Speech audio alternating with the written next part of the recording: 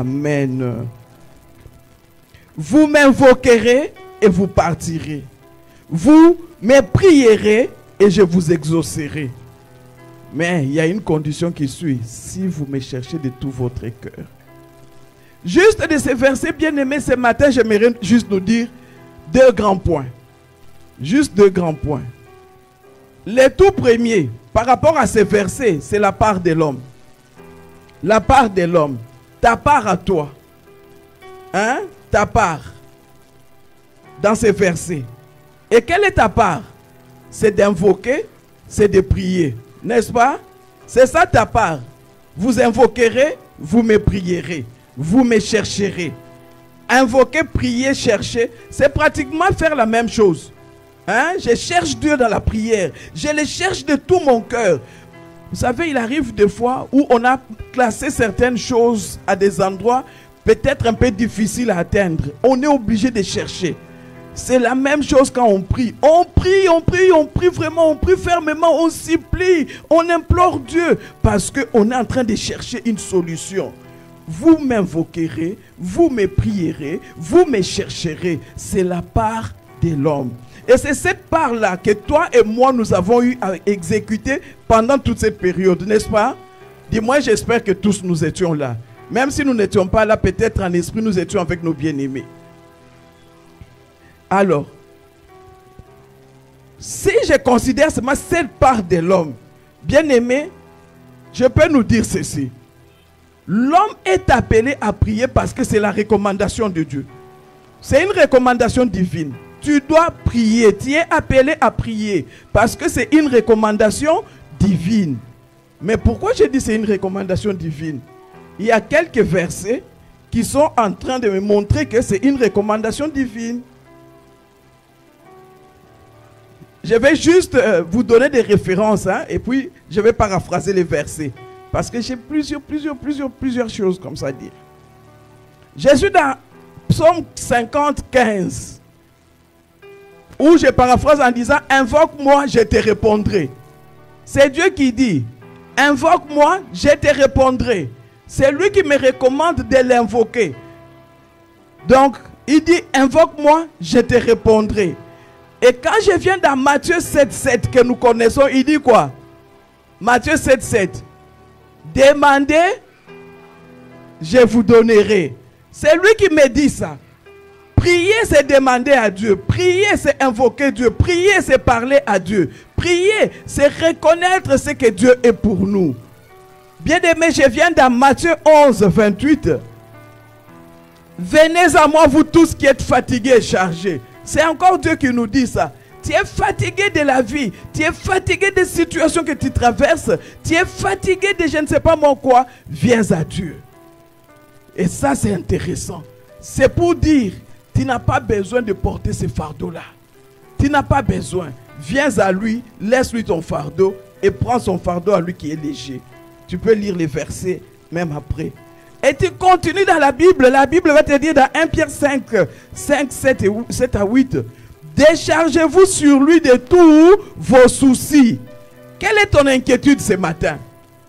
Oh oui, tu t'es déchargé dans la semaine, c'est une bonne chose. Ne continue pas avec ça. Que ce soit les mariages, le travail, l'argent, la paix dans la maison. Et vous pouvez continuer toute la liste. Décharge-toi sur lui. Et attends-toi à lui. Il est capable de faire pour nous. Et quand on parle dans Philippiens 4:6, la Bible dit, ne vous inquiétez de rien. Mais il s'est fait malheureusement que beaucoup d'enfants de Dieu sont dans des inquiétudes. Et l'inquiétude produit des fois la maladie aussi. Plusieurs sont dans des inquiétudes. Est-ce que nous pouvons sortir des inquiétudes et savoir nous déverser sur notre Père Céleste? Prier notre Dieu. J'ose croire que vous avez eu à le faire cette semaine. Mais s'il reste encore quelque chose, un petit fond là, bien aimé, l'occasion t'est encore donnée ce dimanche matin pour déverser cela afin d'être libre. Oh, nous aimons chanter pépélé, pépélé, n'est-ce pas? Mais pour être pépélé, c'est-à-dire je ne dois pas avoir de fardeau. Je ne dois pas avoir des inquiétudes. Je ne dois pas me faire de soucis. Tu te fais des soucis pourquoi? Parce que tu es orphelin, tu Tu te fais des soucis pourquoi? Parce que tu n'as pas pu manger hier. Tu te fais des soucis pourquoi? La Bible me dit, rien ne peut m'arriver si Dieu n'a permis. Si tel est le cas, donc je vais continuer ma vie normalement et m'attendre seulement à lui. Bien-aimé, pourquoi tu dois prier? Non seulement parce que c'est une recommandation, mais parce que aussi c'est le seul moyen que Dieu t'a donné pour pouvoir lui parler. C'est le seul moyen. Tu n'as pas un autre moyen. Qu'est-ce que tu vas faire d'autre? C'est le seul moyen que Dieu t'a donné pour lui parler. Et puisque c'est le seul moyen, dans n'importe quel besoin que tu vas traverser, n'importe quelle occasion de joie que tu vas connaître, dans n'importe quelle situation de la vie que toi tu vas vivre, bien-aimé, la Bible me recommande de revenir au pied de Jésus pour lui dire, Seigneur, je te bénis parce que tu m'as fait du bien. Seigneur, je t'ai pris parce que les larmes coulent dans mon cœur en ce moment. Seigneur, je t'en supplie, interviens dans ma situation qui traîne. Seigneur, maintenant je vais sortir, marche avec moi, et ainsi de suite. Dans n'importe quelle occasion. Oh, mais quand est-ce que je dois prier? La Bible me dit prier sans cesse. Prier sans cesse. C'est-à-dire partout où je suis, je peux prier. Et vous avez prié. Je suis sûr que même en route, quand vous veniez, vous avez eu des moments où vous avez élevé vos voix pour dire quelque chose à Dieu. Parce qu'un enfant de Dieu, c'est une chose. Je ne marche pas seul. Je marche avec qui? Avec Dieu. Parce qu'il a dit, je ne t'abandonnerai pas, je ne te délaisserai pas. Chaque jour, il est avec toi. Que tu dormes, que tu sois réveillé, que tu sois dans la salle de bain, que tu sois dans la cuisine, que tu sois dans la salle de classe, que tu sois au bureau, que tu sois au marché. Dieu dit, je suis avec toi. Mais est-ce que tu es conscient de cela? S'il est avec toi et si tu es conscient de cela, bien-aimé, ta vie sera différente de la vie des autres personnes. Tu vas jouir des grâces de Dieu. Alors que nous faisons notre part, alors que nous sommes en train de prier, bien-aimé dans le Seigneur, j'aimerais juste attirer notre attention sur quelques attitudes qui peuvent nous bloquer aussi. Prier, c'est une bonne chose. Prier, c'est intéressant. Mais moi-même, je peux être la personne qui bloque mes propres prières. J'ai passé quelque part, j'ai vu un thème là qu'un pasteur a proposé qui dit, qui m'a bloqué? J'ai dit directement, mais moi-même je peux être le blocage de ma propre situation.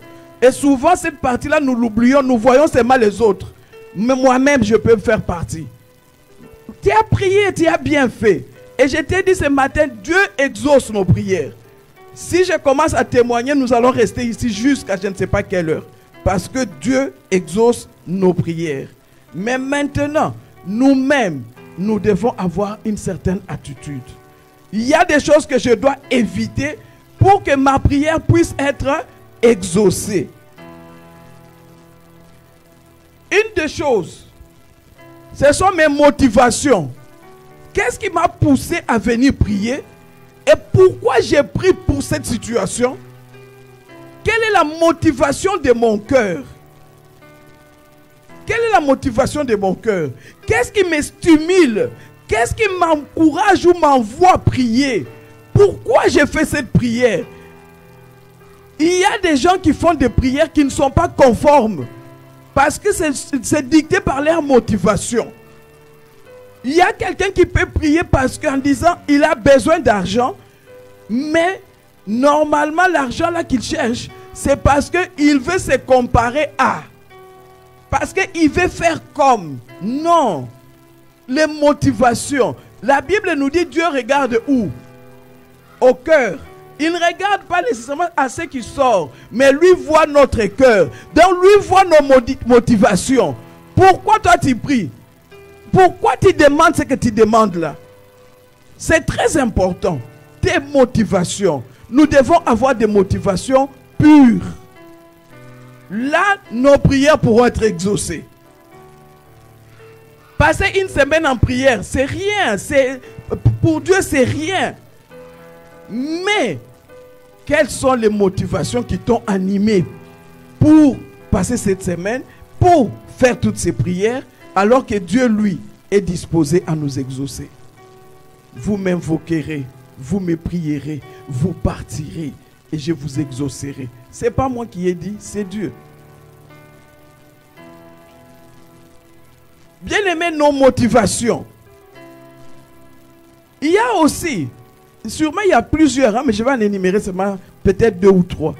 Les refus de faire les premiers pas.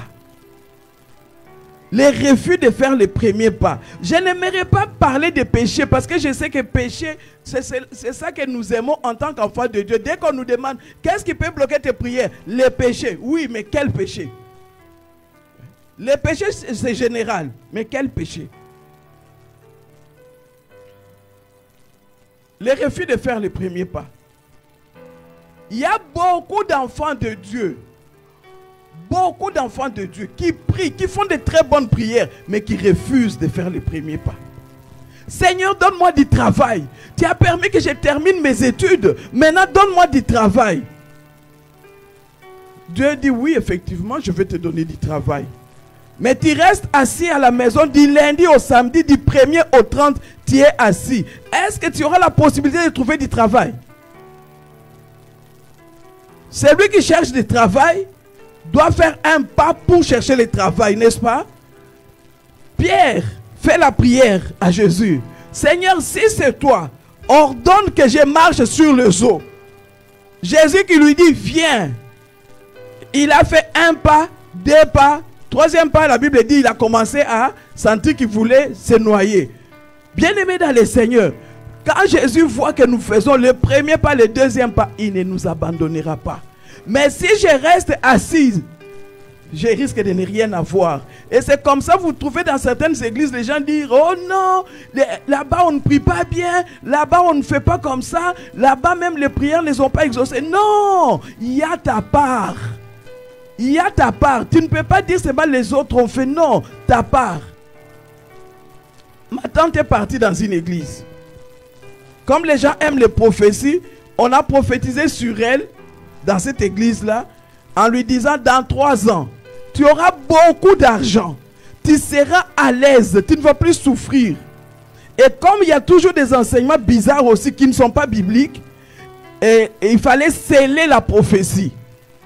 Alors, elle est partie sceller la prophétie avec le peu d'argent qu'elle avait sur elle. Elle a commencé à compter les jours. 3 ans accomplis, il n'y a rien. 3 ans, 1 mois, rien. 3 ans, 2 mois, 6 mois, rien. C'est là où elle vient maintenant vers moi pour dire, mais ma fille, je ne comprends pas. Voilà ce qui a été dit sur moi. Mais voilà ce qui se passe. Est-ce que Dieu peut mentir? J'ai dit non, ma tante, Dieu ne peut pas mentir. Dieu, ce qu'il dit est toujours vrai. Mais le problème, c'est nous les humains. Nous, nous prions. Nous, nous attendons à ce que Dieu parle. Comme là, depuis le matin, on parle d'exaucement, n'est-ce pas? Dieu exauce. Mais maintenant, ma part à moi, qu'est-ce que toi tu as fait pour que tu deviennes riche? La richesse ne tombera pas du ciel comme ça, non. Tu dois faire quelque chose. Maintenant, toi, tu ne fais rien. Tu es assise à la maison. Tu veux avoir l'argent. Comment tu vas avoir? Et c'est la partie souvent qu'on ne nous dit pas. On ne nous fait pas voir la partie que notre part à nous dans ce que nous devons accomplir pour que nos prières trouvent réellement son exaucement. Bien-aimés dans les Seigneurs, à part les refus de faire les premiers pas, même, permettez-moi de revenir, il y a des gens qui refusent en disant, moi je suis licencié, je ne peux pas aller faire un travail qui est inférieur à ma licence. Mais il y a toujours une porte d'entrée, il y a un endroit où on commence. Mais si toi tu refuses même de commencer, tu refuses même de faire quelque chose, alors que les CV d'aujourd'hui, on va te poser la question, qu'est-ce que tu as eu à faire dans la vie? Pas nécessairement dans les domaines dans lesquels toi tu veux travailler, mais dans la vie, qu'est-ce que toi tu as eu à faire? Tu n'as rien à écrire, même pas vendeur d'arachide au coin, rien du tout. Bien-aimés dans les Seigneurs, peuple de Dieu, nous devons nous réveiller. Nous prions, c'est une bonne chose, mais nous devons aussi voir l'autre côté de la chose. Notre Dieu ne nous a jamais appelés à l'orgueil, il nous a appelés à l'humilité. Notre Dieu veut que nous commencions petits pour grandir de foi. Mais nous, nous voulons commencer grand. On ne commence jamais grand et on réussit. On commence petit, on monte, on réussit. Bien-aimés dans le Seigneur, il n'y a pas que ça. Mais j'aimerais juste ajouter encore quelque chose d'autre. C'est attendre l'exaucement au bon endroit.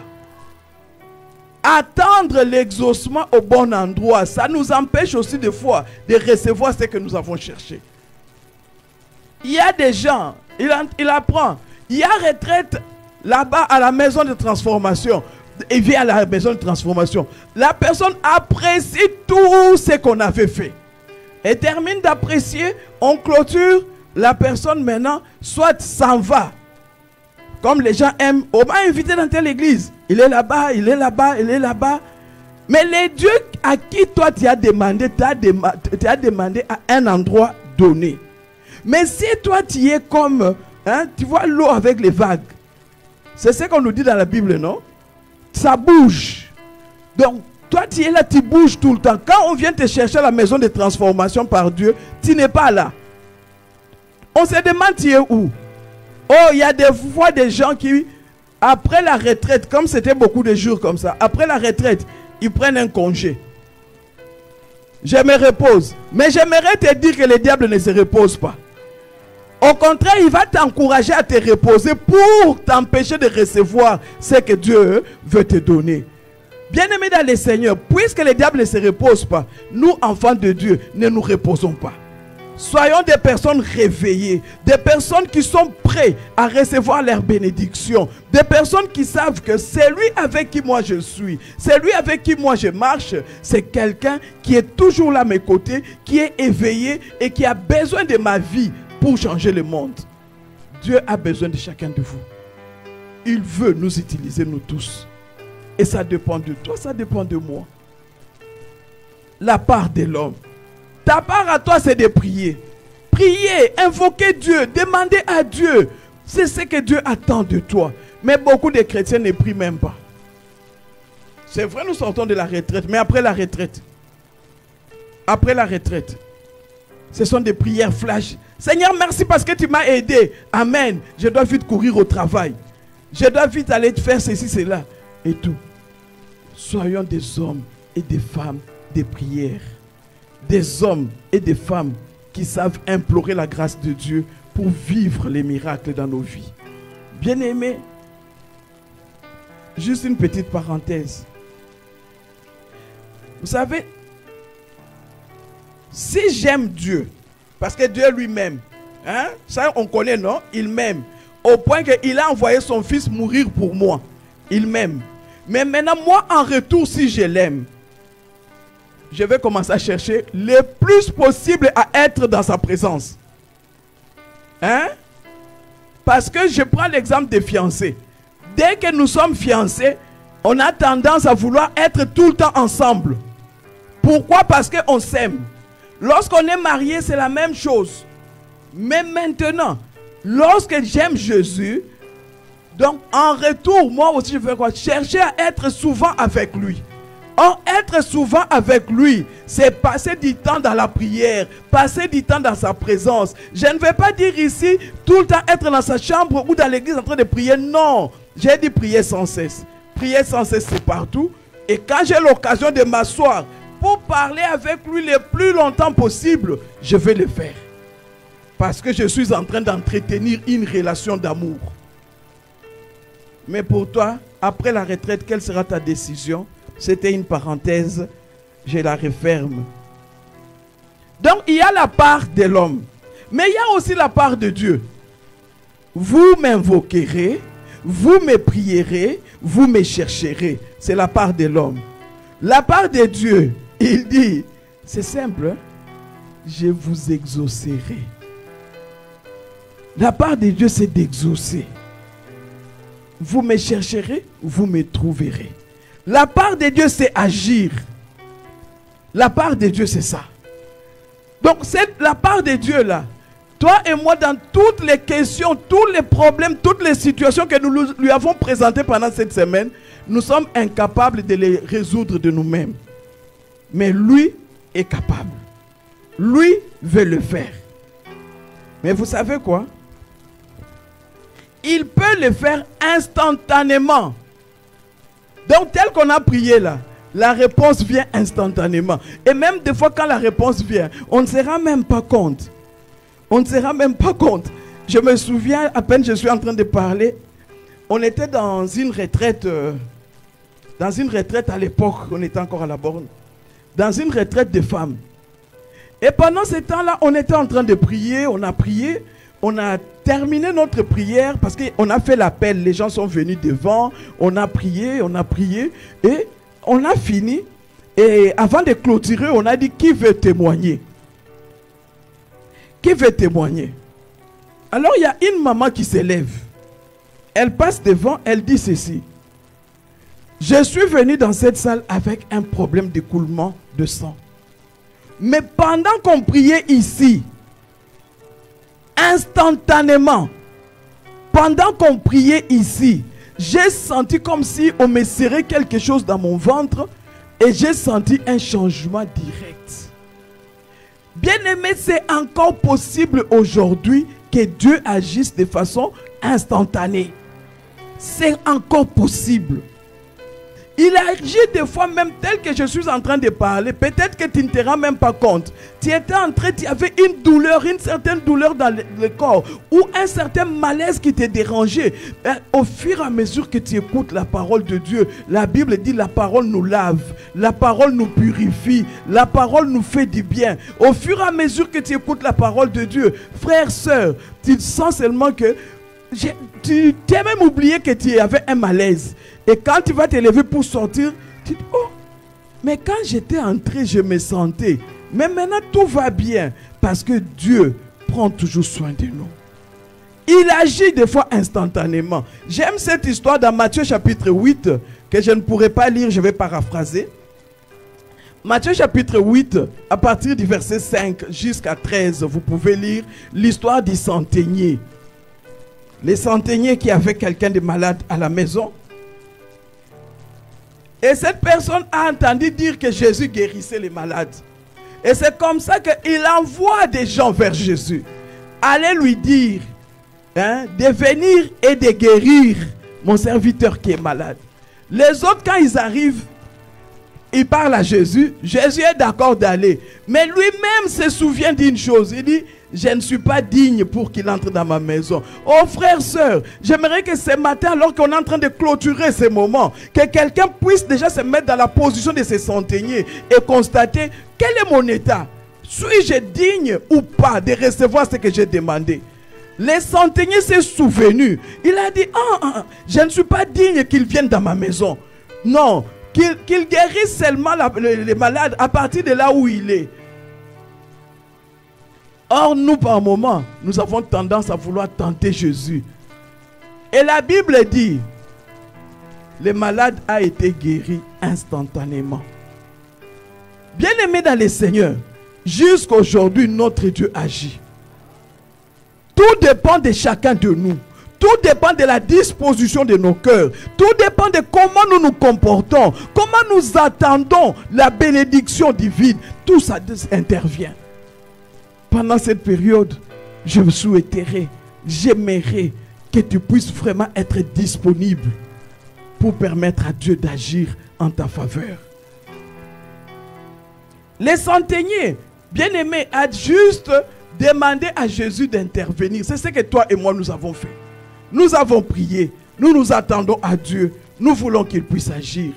Et il est fait, il est capable de le faire. Je me souviens de cette histoire que mon mari aime raconter. Cette femme qui est entrée dans l'église avec des béquilles et qui est passée devant pour la prière. Ça, c'est une histoire vraie. Et alors qu'on est en train de prier pour elle, mon mari impose les mains. La dame commence à crier, elle fait tomber les béquilles. Pour mon mari, comme elle est handicapée, elle risque de tomber. Mais c'est quelques secondes après qu'il réalise que non, Dieu vient de guérir cette dame. La dame est entrée dans l'église avec des béquilles, mais elle est ressortie de l'église sans béquilles.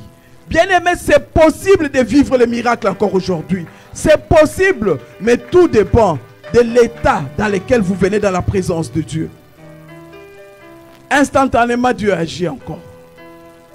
Il agit, il n'a pas changé notre Dieu. Il y a plusieurs situations que je peux vous raconter. Il y a plusieurs. Combien de fois on s'est arrêté en nous posant la question, qu'est-ce que je veux faire? Et tu vois la réponse te tomber comme ça. Tu ne comprends pas, tu ne sais pas expliquer. Comment c'est venu? Comment ça s'est passé? Mais parce que Dieu agit encore aujourd'hui. Tout dépend de toi. Tout dépend de toi. Quel est l'état de ton cœur? Quel est l'état de ton cœur? Parce que l'état de nos cœurs détermine aussi la qualité de la bénédiction que nous pouvons recevoir de Dieu. L'état de nos cœurs. Je me souviens de Simon le magicien. Je me souviens de Simon le magicien. Oh, j'aime beaucoup cette histoire parce que pour moi ça m'enseigne. Je suis dans Actes chapitre 8 que vous pouvez lire. Simon le magicien, cet homme, la Bible dit, c'est la Bible qui dit, c'est pas moi. La Bible dit, il a cru au Seigneur. Si je peux dire ça dans d'autres mots, je vais dire ceci. Simon le magicien a reçu Jésus dans son cœur comme Seigneur et Sauveur. Dans d'autres mots, quand on dit il a cru, c'est-à-dire il a reçu Jésus. Donc, si c'était de nos jours, on va l'appeler chrétien. De nos jours, on peut même dire que puisqu'il était dans l'église avec les autres, on peut même lui confier des tâches. Jusqu'au jour où Simon le magicien, quand il voit comment est-ce que les apôtres prient pour les gens et que les gens sont baptisés du Saint-Esprit, lui n'a même pas regardé pour voir ceux qui sont baptisés là, qu'est-ce qu'ils ont fait pour être baptisés. Il n'a pas cherché à savoir ça. Il est venu, il a proposé l'argent pour avoir les mêmes dons que les autres ont. Il a proposé l'argent. Mais remarquez, quelle est la réponse qu'on lui donne? La réponse qu'on lui donne a trait à l'état de son cœur. Ouais. Le cœur qui est caché dedans, le cœur qu'aucun homme ne peut voir, le cœur que toi seul tu connais et que Dieu connaît mieux que toi, le cœur qui est caché, bien aimé, tu demandes à Dieu, il fait. Mais l'état de ton cœur, l'état de ton cœur. Ma prière est que tous nous soyons propres pour recevoir la bénédiction de Dieu. Parce que je sais que mon Dieu est fidèle. Il écoute et il répond aux prières. Mais tout dépend de nous. Instantanément, Dieu agit encore. Oh, il agit aussi à court terme. Il agit aussi à court terme, mon Dieu. Peut-être que toi, tu as prié. Tu voulais que la réponse soit instantanée. Donc, pendant que tu sors de ces lieux, oui, tu sors sans tes béquilles, tu sors sans ces fardeaux. Oh, c'est le désir qu'on peut avoir. C'est normal, nous sommes humains. Mais Dieu peut agir aussi à court terme. Mais ce qui est intéressant avec Dieu, c'est que même lorsqu'il va agir à court terme, bien aimé, il commence par nous donner la paix. Par rapport à cette situation-là, il t'est rempli de sa paix. J'aime beaucoup l'histoire de Anne dans 1 Samuel chapitre 1. Que vous pouvez lire parce que c'est une longue histoire. Mais je vais essayer de ramasser ça comme ça. Anne, bien-aimée dans le Seigneur. Cette femme venait de faire quelques années avec son mari sans enfant. Elle n'avait pas d'enfant. Mais sa rivale en avait. Et j'aime toujours réfléchir. La Bible nous dit que la rivale avait déjà 4 enfants. Mais maintenant, s'il avait 4 enfants, c'est-à-dire, cette rivale a fait combien d'années plus ou moins avec cet homme, Elkana?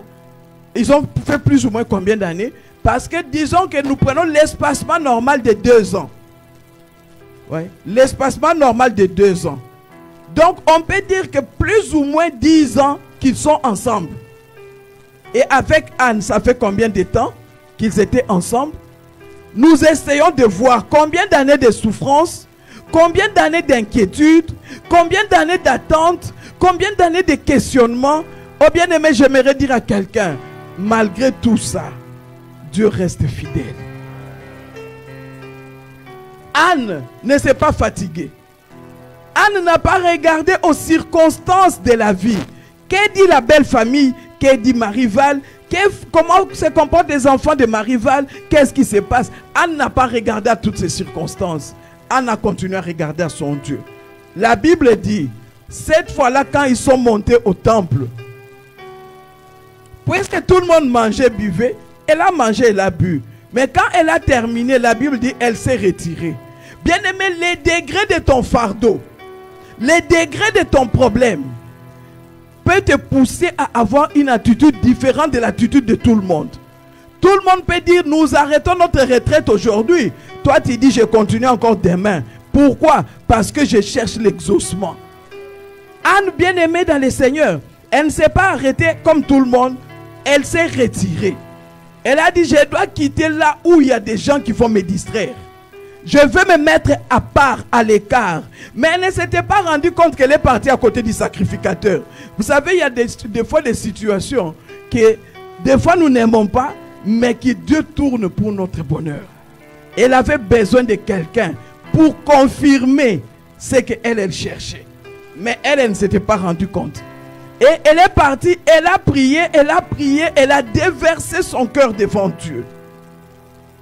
La Bible dit, Anne est ressortie de la présence de Dieu. Anne est ressortie en ce moment-là de l'endroit où ils étaient, rayonnante. Oh Anne, tu as eu l'enfant que tu cherchais? Non. Anne, tu as eu quelle réponse? Je sais que Dieu m'exauce. Anne, mais est-ce que tu es normal? Oui, je suis normal. Anne, mais pourquoi tu réagis comme ça? Parce que je sais que mon Dieu n'a jamais menti. Bien-aimé, tout dépend de ton attitude. Anne est rentrée à la maison. Je ne sais pas, la Bible ne me dit pas ça, c'est moi j'ajoute cette partie. Anne est rentrée à la maison. Elle dit, comme j'ai demandé à Dieu un enfant mâle, et que je sens la paix dans mon cœur, je sens que Dieu vient de me faire du bien. Comme j'ai demandé un enfant mâle, je dois commencer à me préparer pour cet enfant mâle que moi je vais prêter au Seigneur. Oh Jésus.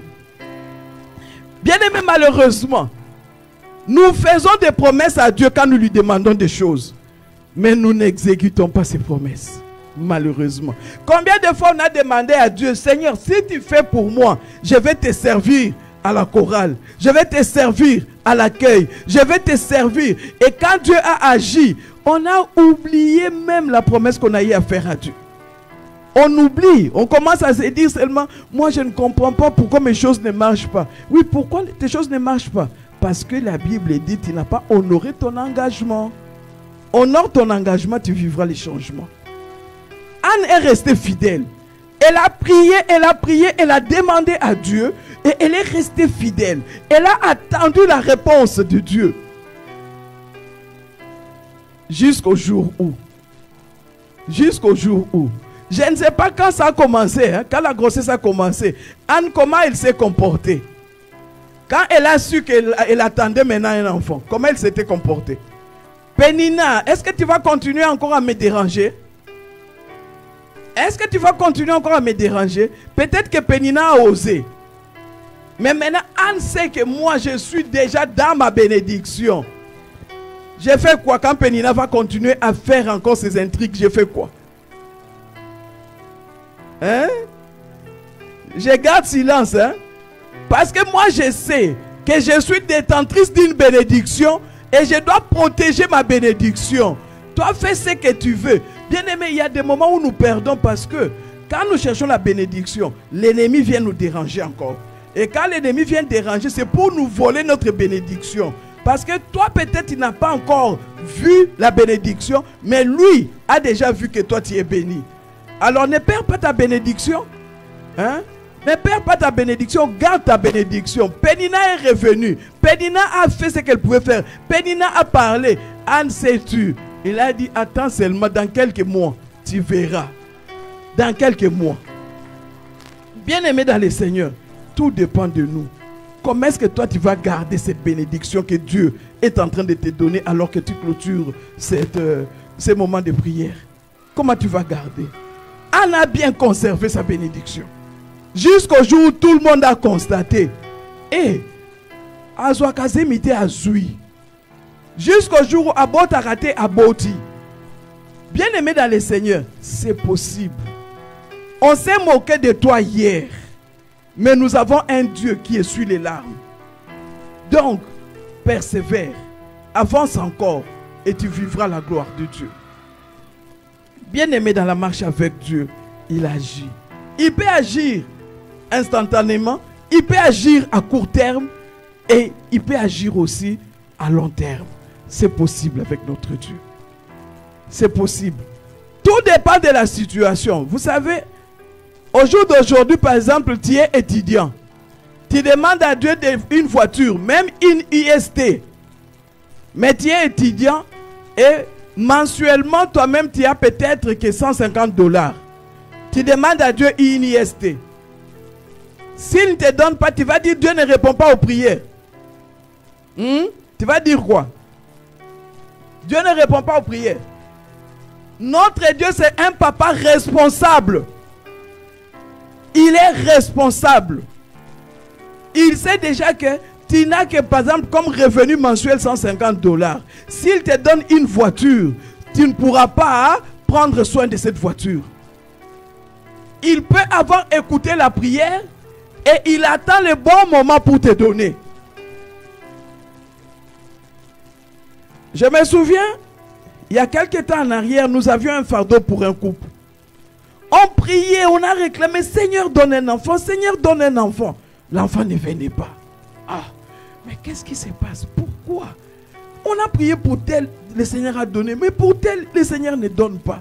On a prié, on a prié, on a prié. Finalement, Dieu a donné.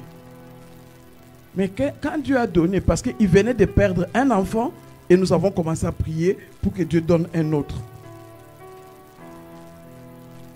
Et quand Dieu donne l'enfant, c'est en ces moments-là que nous les humains, que nous les autres, nous apprenons et nous constatons que ce couple ne pourra avoir d'enfants que des enfants anémiques. Dieu le savait-il? Il savait, hein? Dieu peut les avoir protégés de quelque chose. Mais nous, des fois nous demandons, Dieu nous donne sa volonté directive, mais nous cherchons la volonté permissive. Et des fois la volonté permissive de Dieu nous coûte. On ne sait pas des fois la gérer, mais on ne se rend pas compte. Bien-aimés, dans la marche avec Dieu, apprenons à nous attendre seulement à lui. Dieu agit à long terme. Abraham et Sarah, une histoire que nous connaissons. Mais je la prends à partir de Genèse chapitre 12. Genèse chapitre 12, Dieu montre clairement à Abraham qu'Abraham, je te connais. Il l'appelle. Il dit, sors de ta patrie. Va là où moi je vais t'envoyer. Il sort effectivement avec sa femme et tout. Dieu montre qu'il les connaît. Et c'est dans ce chapitre 12 où on nous informe que quand Dieu l'appelle comme ça, Dieu dit, la Bible dit, pardon, qu'il a 75 ans ou 75 ans. Vous êtes lecteur de la Bible, sûrement vous avez vu ça. Maintenant, il a 75 ans et voilà, Dieu lui fait la promesse. Il dit, dans chapitre 12 toujours, il dit, tu auras beaucoup d'enfants. J'ai dit ça dans mes mots. Tu auras beaucoup d'enfants. Abraham regarde, il dit, j'ai 75 ans, je n'ai même pas un. Même pas un qui commence. Mais maintenant Dieu dit, j'en aurai beaucoup. Comment je vais faire pour en avoir beaucoup? Bien aimé, des fois la logique de Dieu semble illogique, mais c'est la meilleure logique. Abraham réfléchit, il n'a pas vu comment ça va se passer. J'ai 75 ans déjà. Et la Bible nous dit, nous sommes au chapitre 12. Bien-aimé dans le Seigneur, Dieu revient encore au chapitre 15. Il dit, Abraham, ton héritier. Abraham dit, oh, mais c'est Eliezer seulement. Ce travailleur-là que j'ai pris depuis longtemps, je suis avec lui. Ça sera lui seulement mon héritier. Dieu dit, non, ta postérité. Oh, j'ai commencé au chapitre 12, 13, 14, 15, tu viens me rappeler. Jusque-là, toujours rien. Dieu dit, non, ta postérité. Je ne sais pas ce qui s'est passé. Peut-être que Abraham est parti raconter à sa femme. Maman, tu sais quoi? Dieu m'a dit encore. La femme a regardé dans tous les sens et a dit, mais moi, à cet âge ici, est-ce que je vais avoir encore des enfants? Pour moi, en tout cas, je crois que c'est fini. Mais il y a au moins la culture qui peut me permettre d'avoir un enfant. Elle prend Agar et donne à son mari. Bien-aimés, faisons attention avec notre culture. Chez nous, on fait comme ça. Attention. Parce que chez nous, on fait comme ça, des fois, ne marche pas avec Dieu. Et Abraham accepte. Ils ont un enfant. Mais est-ce que c'était l'enfant de la promesse? Non. C'était un enfant, mais pas l'enfant de la promesse. Mais quand il y a eu déjà la grossesse de l'enfant et quand l'enfant est né, Sarah, qui était à la base, c'est elle qui a commencé à murmurer avant.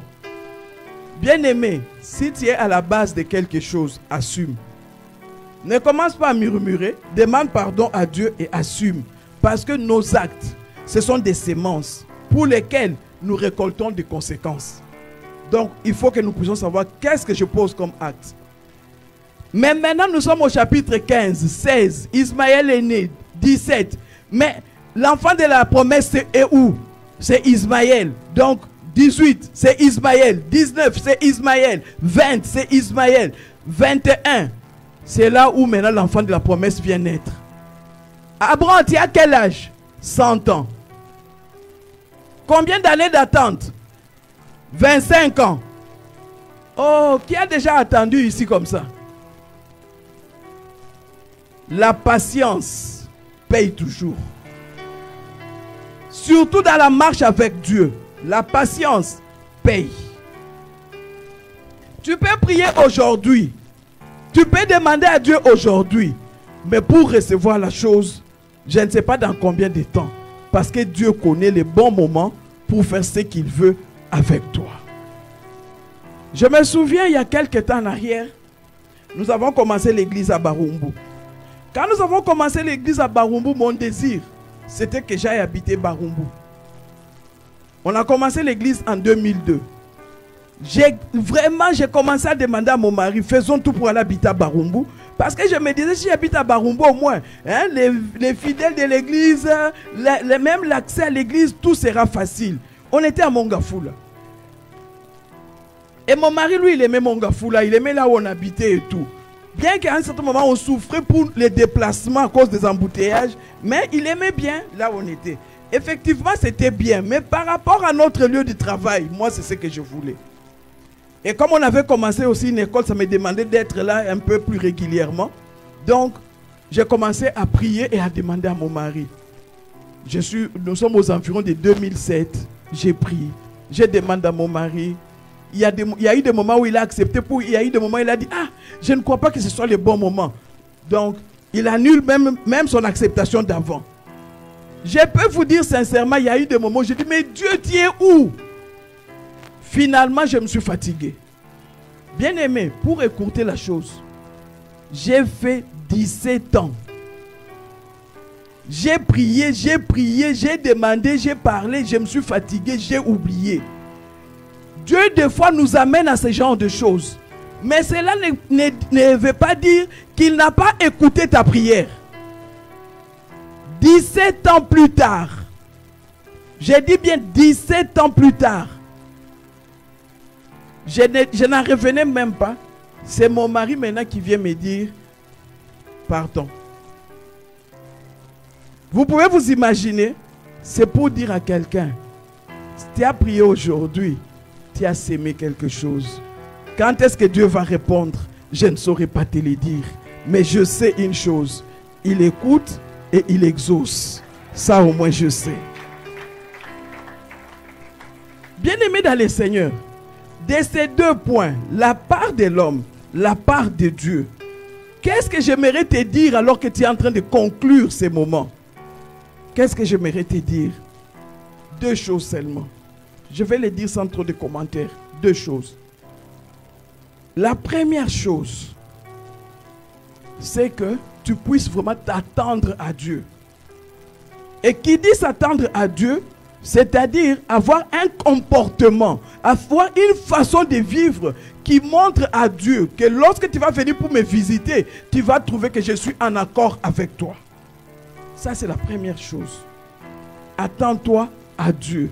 Même si on se moque, même si on parle, même si on fait, attends-toi à Dieu. La deuxième chose que j'aimerais que tu puisses savoir, après avoir entendu tout ça, c'est faire confiance à Dieu. Fais-lui confiance, aveuglément même, parce que c'est ton Père. Il ne te donnera pas de mauvaises choses. Il est en train de faire pour toi des très bonnes choses qui pourront faire ta joie toute ta vie.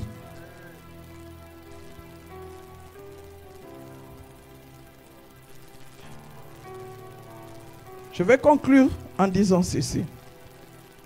En donnant d'abord cet exemple. Nous avons une fille. Et notre fille, quand elle a terminé ses études, on l'a encouragée. Elle a terminé sa licence et tout. Quand elle a terminé, maintenant, il fallait trouver du travail. Entre-temps, quand elle a terminé, ses copines de classe, 3 semaines, 1 mois, ont trouvé du travail. Et elle, elle n'avait pas de travail. Alors elle dit, maman, j'étais plus intelligente qu'elle. Je me comportais très bien. Mais comment elles ont trouvé du travail et moi, jusque-là, je n'ai rien trouvé. Il dit, ah, il faut les laisser. Hein? Ce n'est pas le fait de trouver du travail qui veut dire qu'ils ont trouvé un bon travail. Toi, continue à prier. Ça a pris du temps. Elle commençait à dire, mais moi, je marchais dans la crainte de Dieu.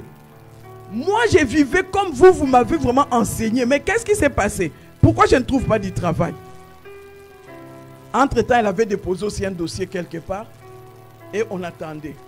Je lui ai dit, toi, allons prier.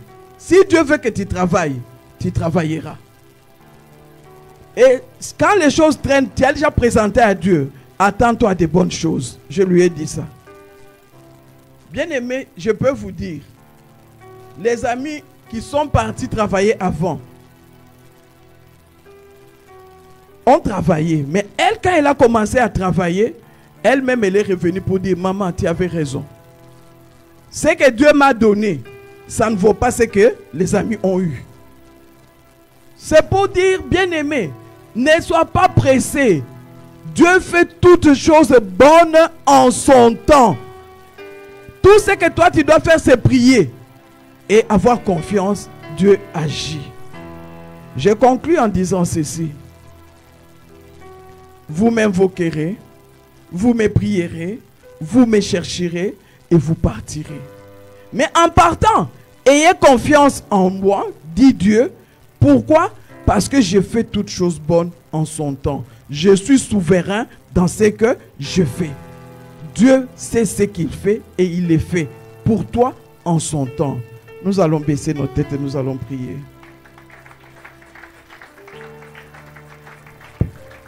Commence à parler à ton Dieu.